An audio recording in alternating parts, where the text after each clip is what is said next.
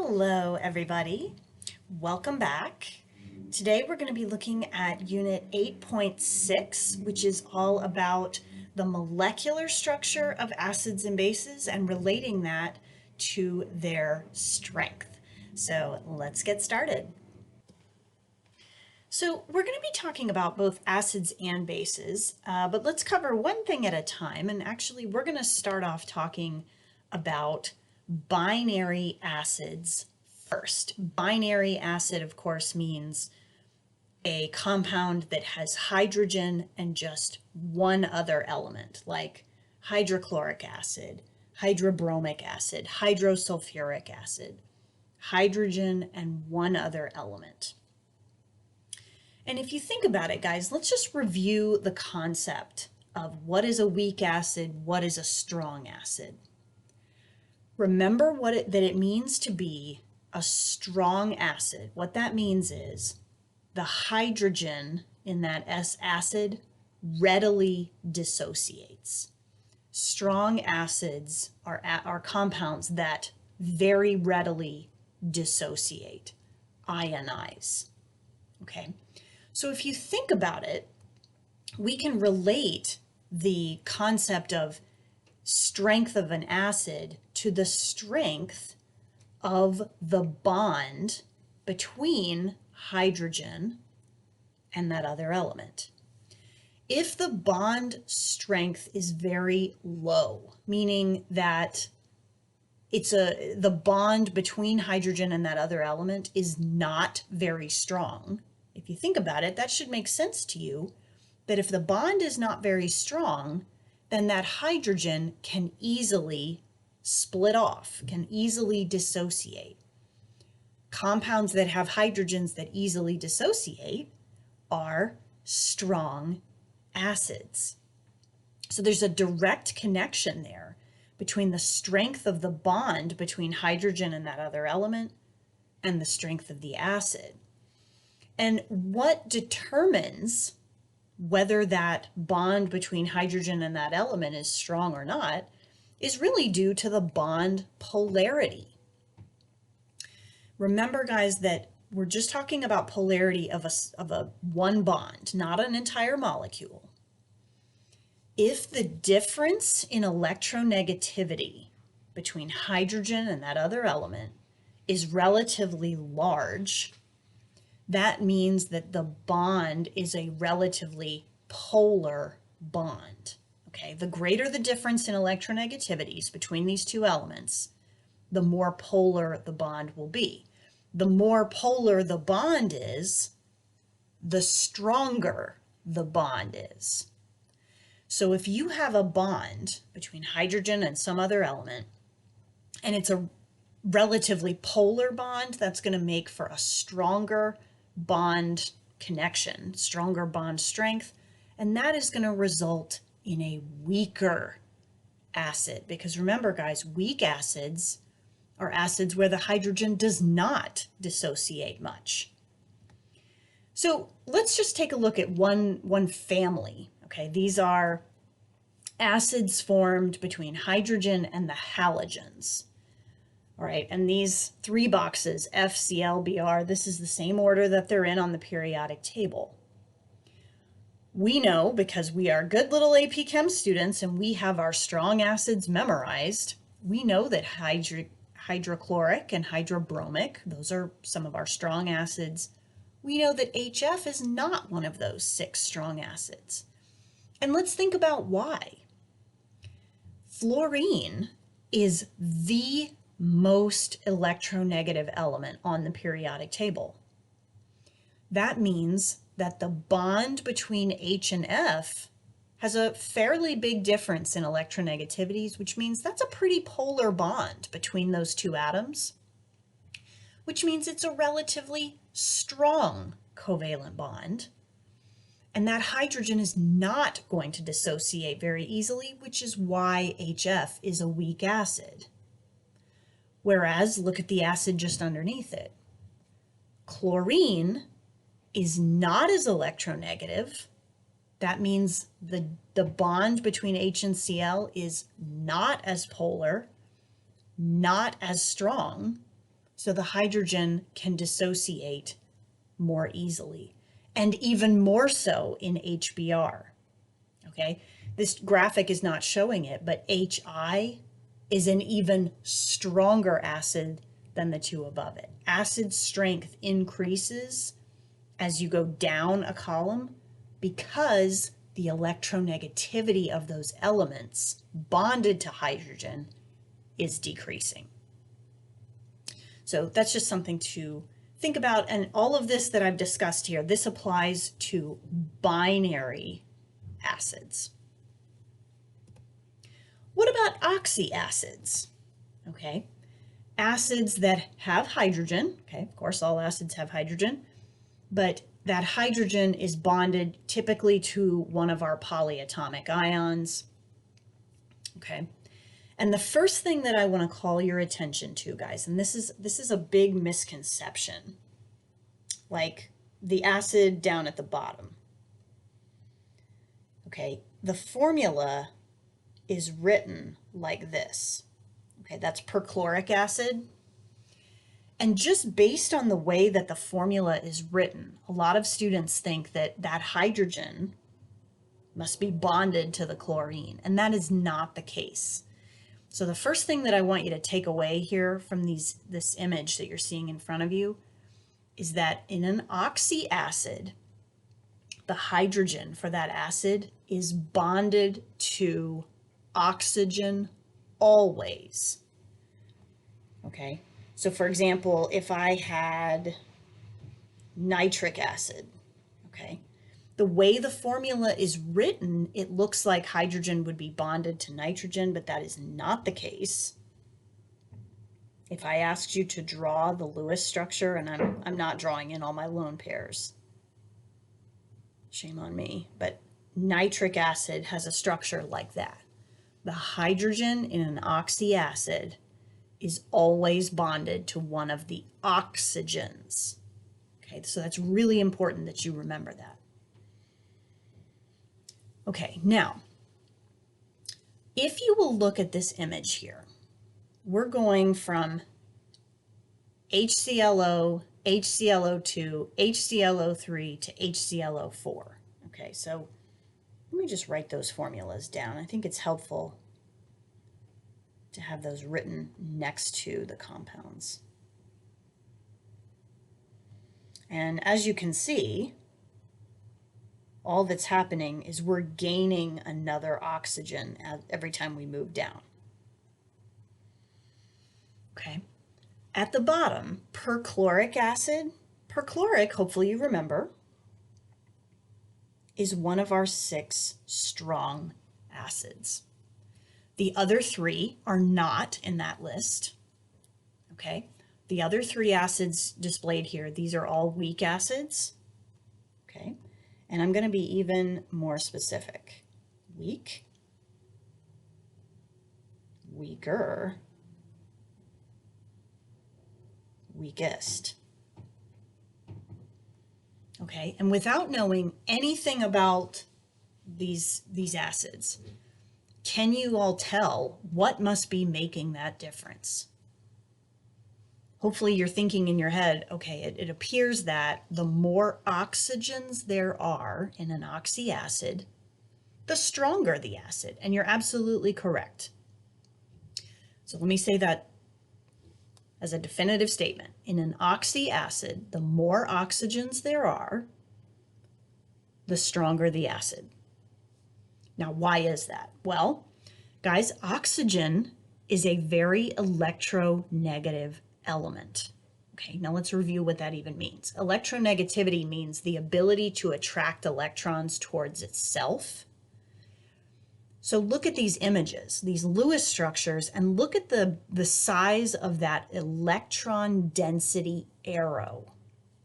The one at the bottom here, HClO4, because there are so many oxygens on that left side, within the entire molecule, okay, I'm not talking about just one single bond like we were on the last slide, we're looking at the entire molecule. Electrons within that entire molecule are heavily being attracted to the left-hand side where all of those oxygens are. Well, so what? Well, guys, when all these electrons are being pulled heavily in one direction, okay, what is that doing? That is causing this bond right there to become weaker and weaker and weaker. Okay, so when electrons are pulled to one side of that molecule, the oxygen side, that leaves this O to H bond weakened. So what? Well, think about it, guys. If this hydrogen can split off relatively easily because that bond is weakened, that makes for a stronger acid. Remember, strong acids have hydrogens that readily dissociate. Okay, now this is we're talking about oxyacids only here. The more oxygens there are, because oxygen is so electronegative, it causes the electron density to be greatly pulled towards the oxygen side. That weakens the O to H bond and thus increases the strength of the acid. Okay, and I'm going to summarize all of this in just a second. Now, what if you had this? Okay, we have, let's see, HClO3 versus, I'm not even sure if that exists, I think it does, HBrO3. All right, let's say you were asked to compare these acids. You're not given any data, no Ka values, nothing like that. You're just given these formulas. Well, if you think about it, HBrO3 is going to have essentially the same structure as that one, HClO3, except instead of a chlorine, that would be an atom of bromine. Okay, so essentially the same structure. So they have the same number of oxygens. However, think about the fact that electron density, these pink arrows, are a factor of electronegativity. Which element, Cl or Br, which one of those is the more electronegative element? Look at your periodic table. Chlorine is more electronegative. So guys, both of these compounds are going to have electron density pointing towards the oxygen side, okay, just like this one.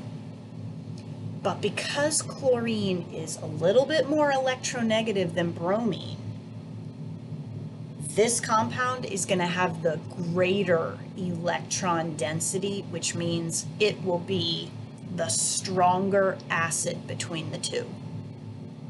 So sometimes you'll be asked to compare oxyacids that have different number of oxygens, and that's real easy.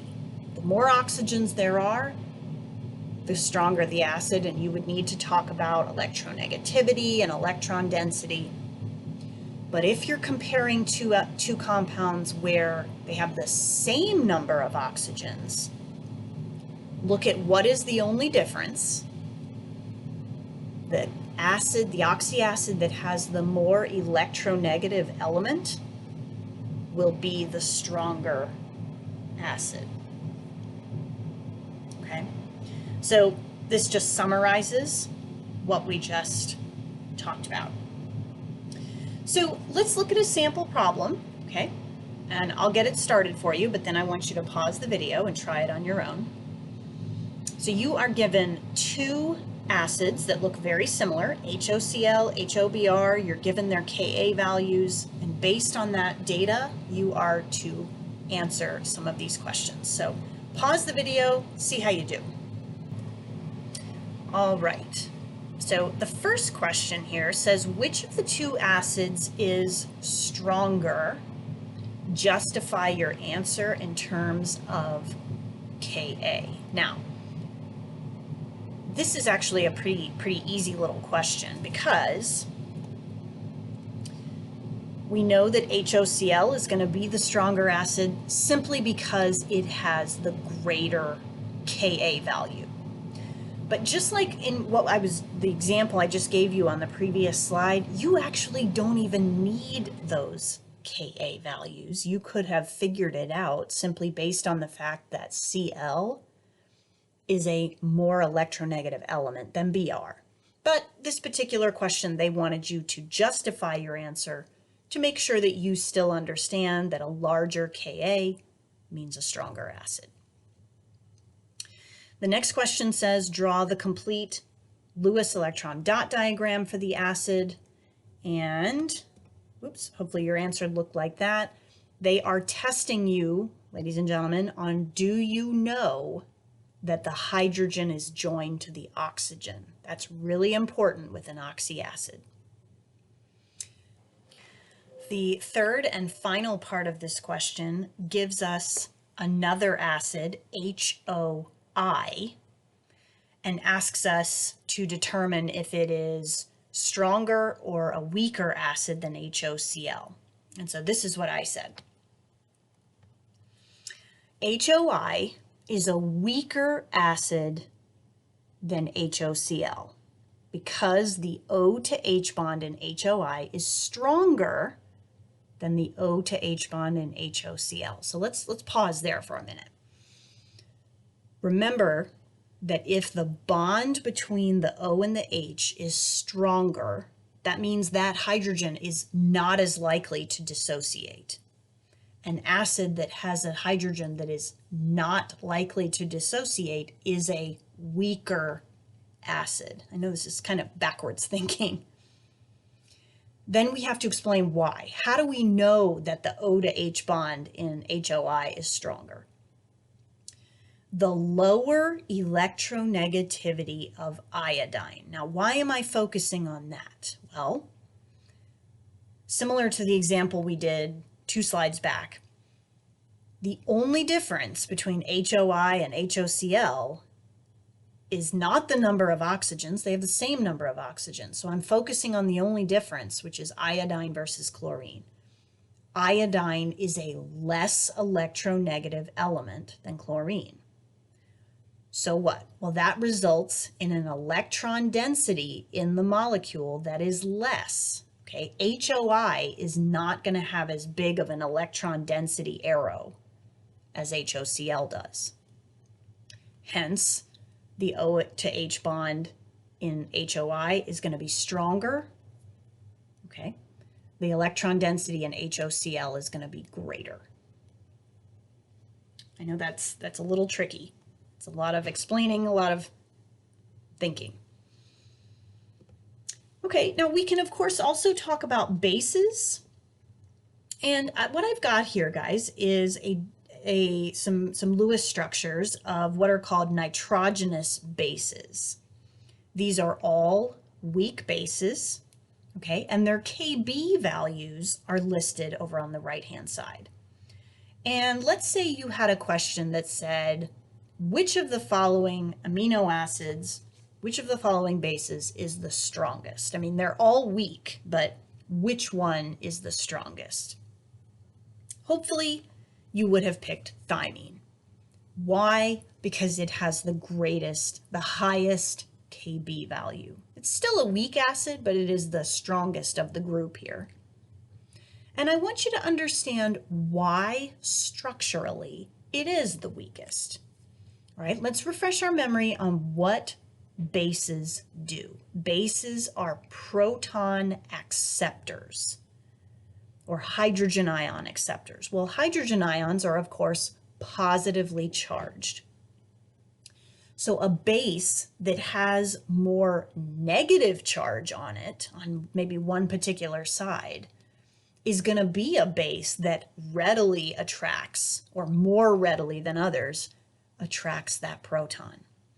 And if you look at the structure of thymine, that CH3 group on the left-hand side there, okay, carbon and hydrogen are not particularly electronegative elements, so they actually push electrons away from them within the structure. It's kind of the opposite of what we were just talking about. The CH3 is going to push electrons away from it, which is going to make other parts of this molecule more negative, okay? These things that I've circled are going to be more negative than the other atoms that are similar in the other bases. That CH3, because it's pushing electrons away from it, is going to cause all those circled atoms to be even more negatively charged. And things that are negatively charged attract protons, attract hydrogen ions. So structurally, that is why thymine is the strongest base in this mix here. Just wanted to show that to you.